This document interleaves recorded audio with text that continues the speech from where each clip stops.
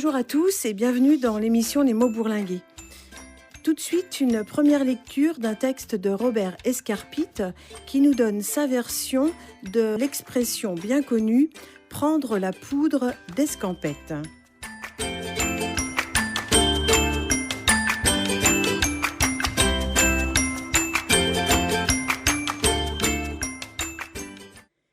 Il fallait voir Ferdinand Escampette avec son nez busqué, ses joues creuses, son regard d'aigle, ses jambes de cigogne et son béret en accent circonflexe. C'était le roi de la Grande Lande.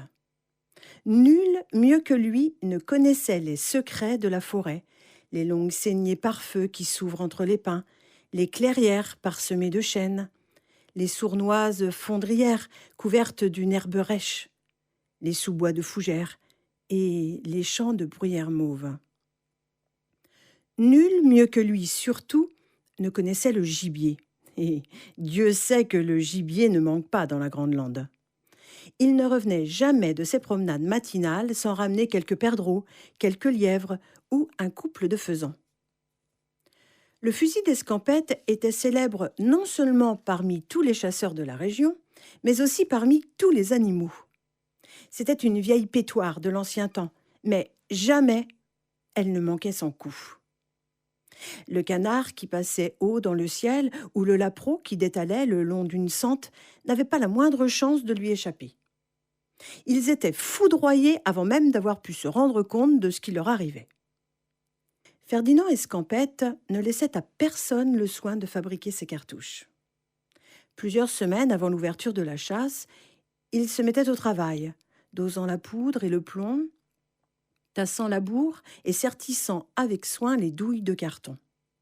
Tout le monde disait qu'il avait son secret. Et c'était vrai. Il tenait ce secret de son grand-père, qui le tenait lui-même de son propre grand-père. Escampette ajoutait quelque chose à sa poudre et nul ne sut jamais quoi. En général, il chassait seul. Mais il advint qu'un jour, il participa à une battue à la biche. C'est une chasse cruelle qui n'est permise que quelques jours par an. Cela consiste à rabattre les hardes de biches vers les chasseurs embusqués qui les mitraillent impitoyablement. On en fait de grands massacres. Les chasseurs se donnent comme prétexte que les biches mangent les pousses des jeunes pins et endommagent la forêt. Mais ce n'est qu'un prétexte. En réalité, ils aiment tuer, pour le plaisir de tuer.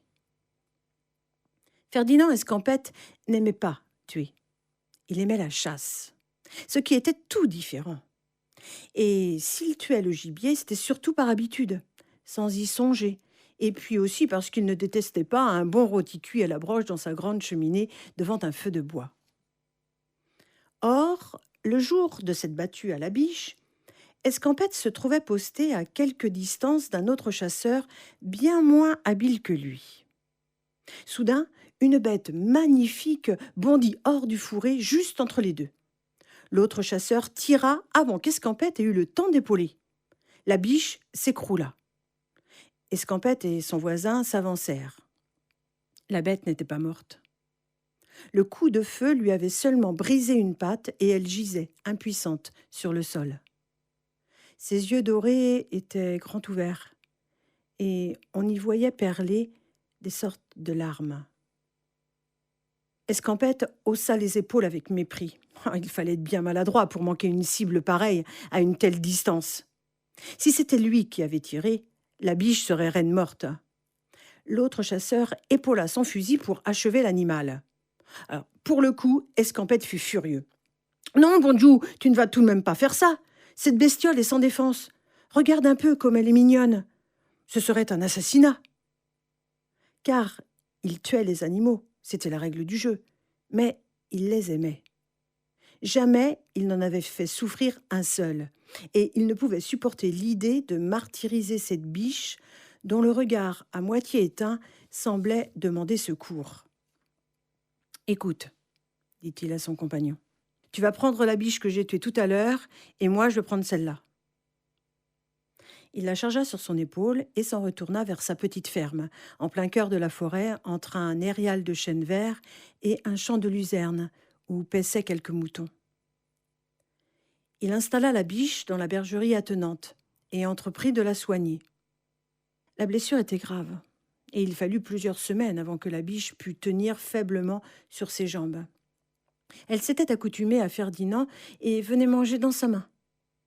Le reste du temps, elle errait librement dans la clairière, broutant le chien-dent et le serpolet qui poussaient sous les chênes.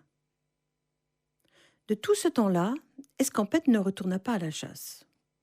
La souffrance qu'il avait lue dans les yeux de la biche blessée avait comme terni sa joie.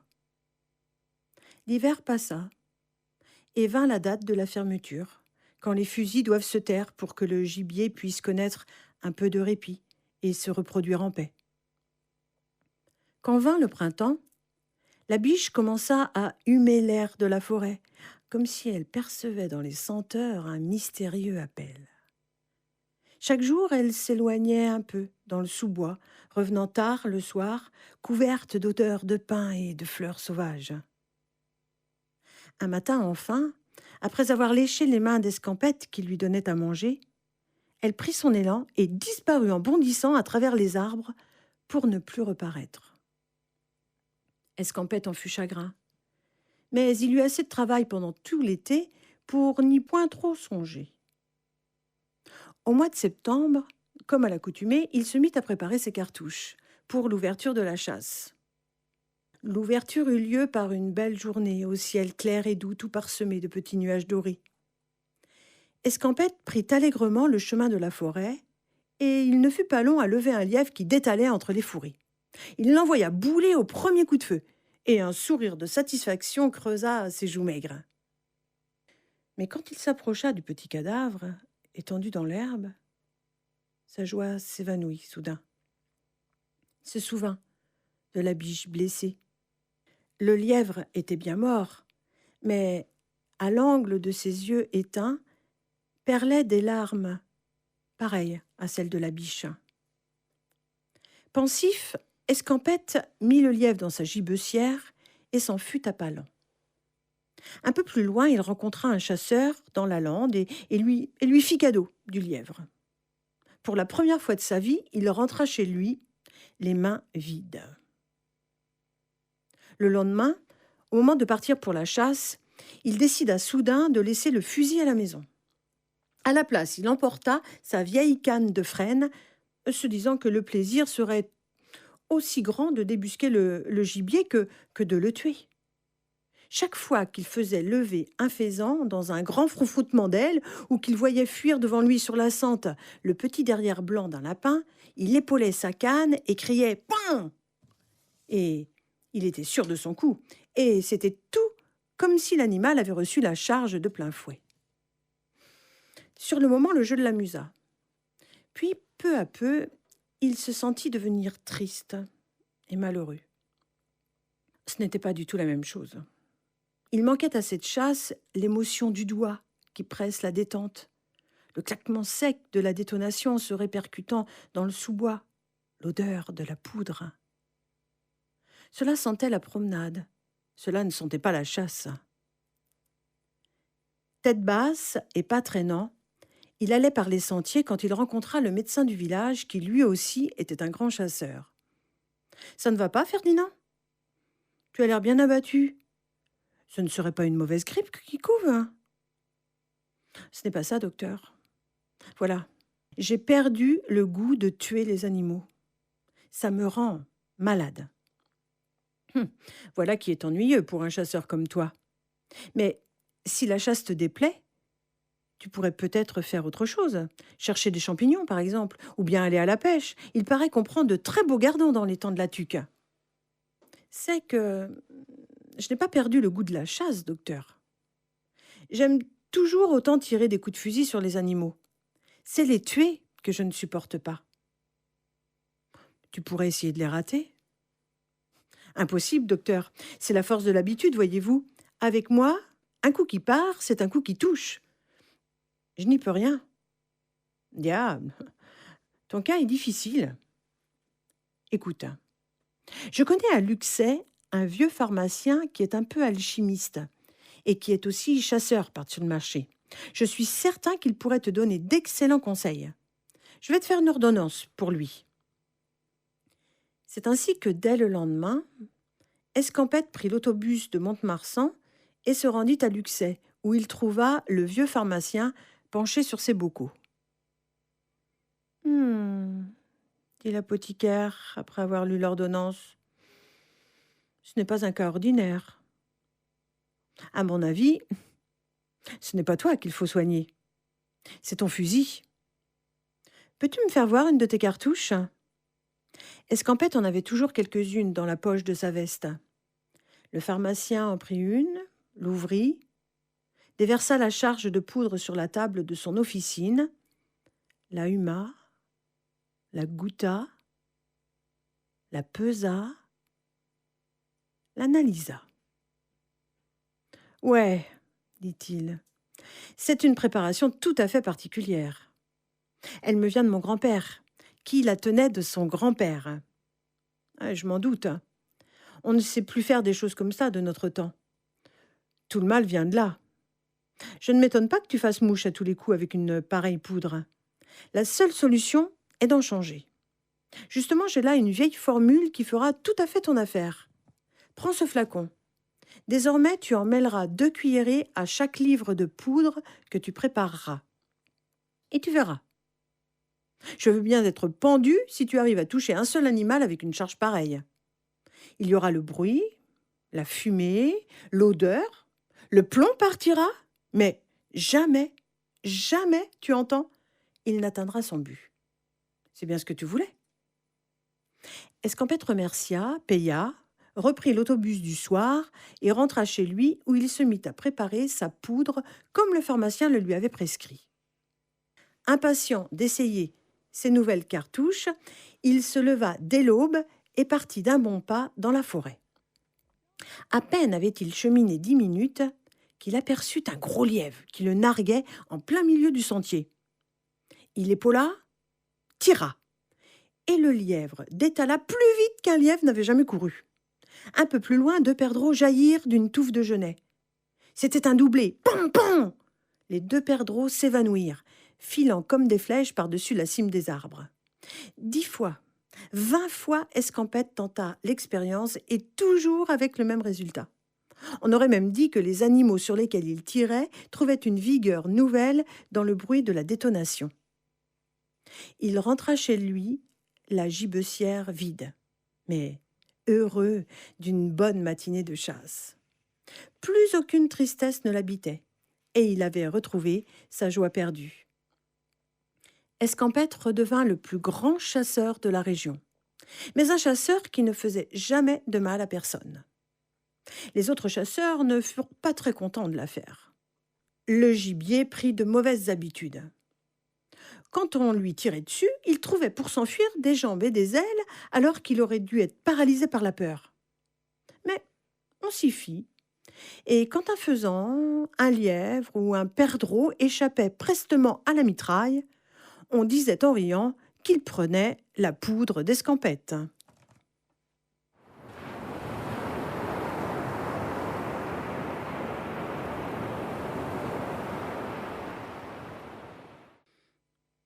Maintenant, une nouvelle de Sophie Loubière qui s'intitule « Onde de choc ».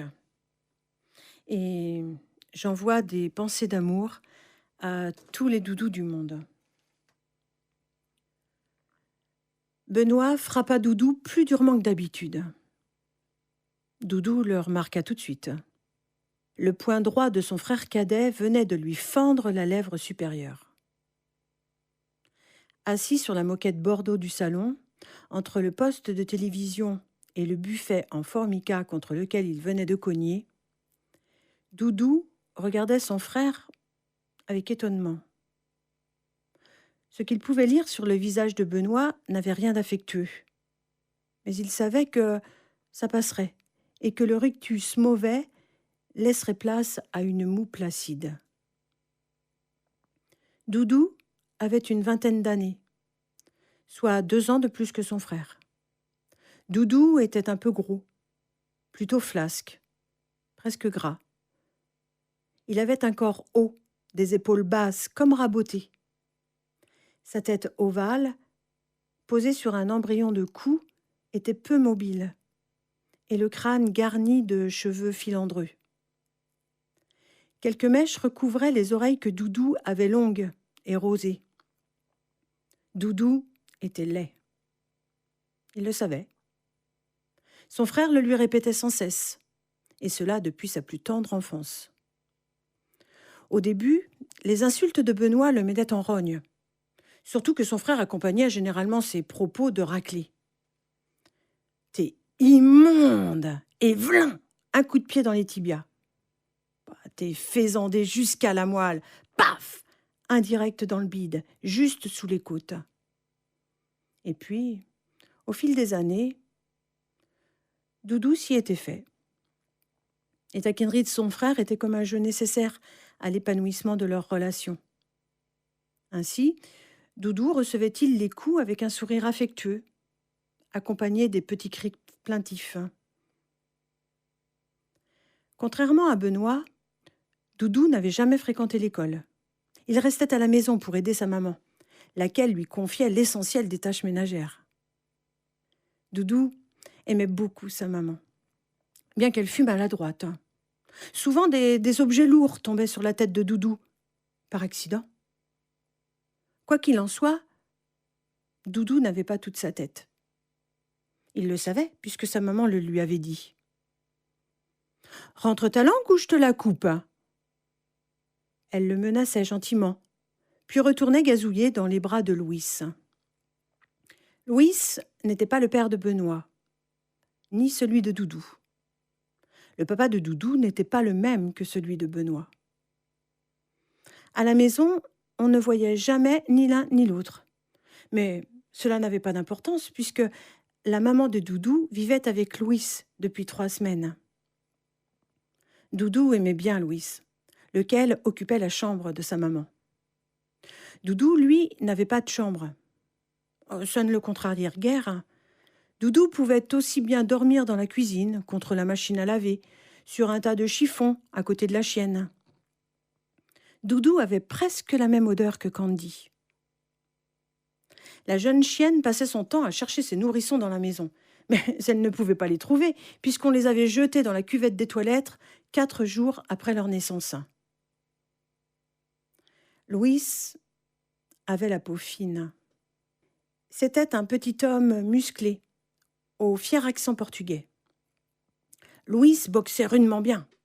Il avait entrepris d'enseigner à Doudou l'art de l'esquive. Cela plaisait à Doudou qu'on s'intéresse à lui. Même s'il ne maîtrisait pas encore parfaitement le mouvement, il parvenait à esquiver un coup de poing sur 4. Sauf quand Louis frappait à la figure. D'ailleurs, Doudou n'avait plus l'usage de son œil gauche depuis que Louis l'avait envoyé valdinguer au fond du salon. Il s'était affalé sur la chaîne stéréo de Benoît. Voilà sans doute la raison pour laquelle ce dernier cognait Doudou si durement. Doudou songeait à cela, recroquevillé sur la moquette du salon, tandis que Benoît dégourdissait ses pieds en les jetant contre son ventre.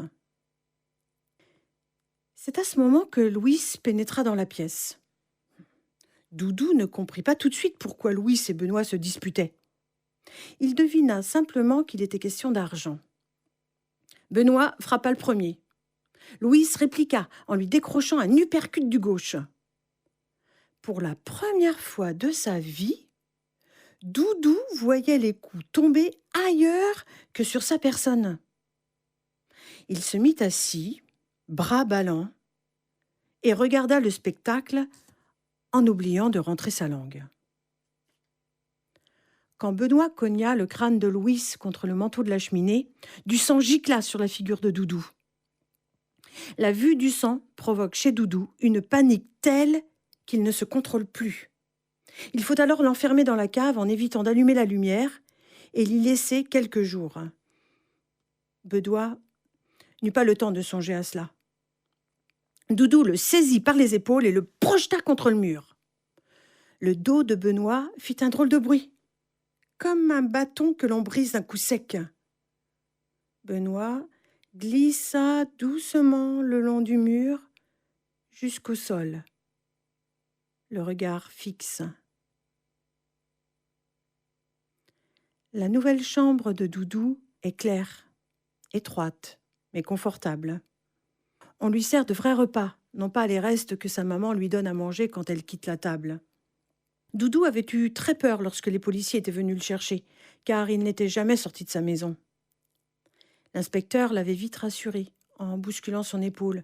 « T'inquiète pas, Doudou, tu seras au poil là-bas. On va bien s'occuper de toi. » Doudou ne sait pas depuis combien de temps il est dans sa nouvelle chambre. Ce qui lui manque, c'est sa maman.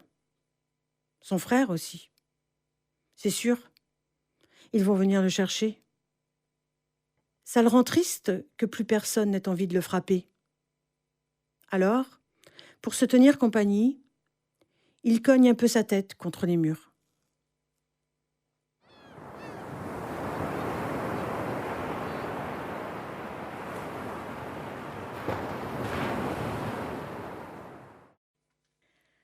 Ah, le printemps, l'été, le plaisir d'être dehors et de profiter de la nature.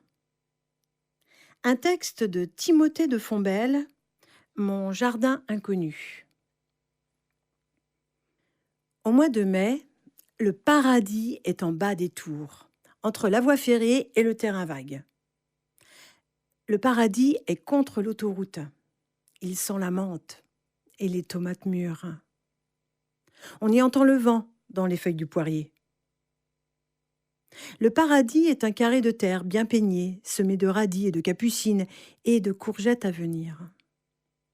Ce sont des petits mondes de 10 mètres par 15, cousus les uns aux autres par des haies de rosiers et des chemins étroits. Au mois de mai, ils se réveillent, les cabanes s'ouvrent, les oiseaux reviennent, les pivoines explosent.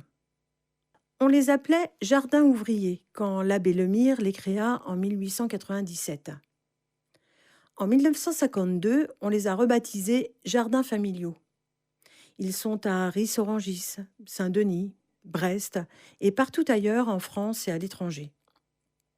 Certains ruissellent de fleurs, certains ont la sobriété des buis taillés, d'autres la prévoyance du potager.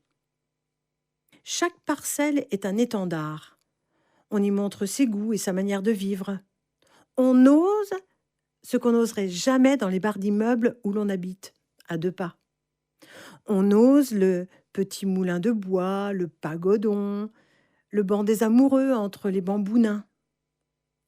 On se prête un outil, on fait la fête dès qu'on peut. C'est petit, on est si proche. On se débrouille pour s'entendre. Chaque geste a des conséquences à 3 pas de soi. On voit pousser dans son jardin le souci semé à côté par le voisin un jour de grand vent. On veut le rapporter, on sonne avant de pousser le portillon du jardin. Ce sont des îlots de civilisation qui se louent à l'année de saison en saison. On aimerait qu'ils essaiment toujours plus loin, modèle réduit d'un monde un peu plus doux. Une année, je m'étais porté candidat pour l'un de ces jardins. J'avais 20 ans. J'avais écrit une belle lettre à la Ligue du coin de terre et du foyer. Je savais qu'il me faudrait patienter longtemps. Il y a moins de parcelles que de candidats au paradis. Un jour pourtant, 2 ans plus tard, on m'a attribué un jardin. Il se trouvait à Morangis. Entre-temps, mon père était tombé malade. Je savais que je n'aurais pas le temps de m'occuper de tout. Je devais abandonner ce rêve. Nouvelle lettre confuse pour expliquer ma situation. Je me souviens du courrier reçu quelques semaines plus tard. Je ne l'attendais pas. Ce courrier n'avait rien d'administratif. Il souhaitait chaleureusement la guérison de mon père et promettait que quelqu'un s'occuperait du jardin. Cette lettre, reçue de gens que je n'avais jamais vus, à propos d'un coin de terre où je ne mettrais jamais les pieds, m'avait beaucoup émue. J'avais l'impression d'un jardinier voisin avec son chapeau et sa bêche qui m'aurait dit par-dessus la haie de liserons « Occupez-vous de votre père, j'arroserai. » Je pense souvent à ce jardin inconnu et à ceux qui le soignent toujours à Morangis.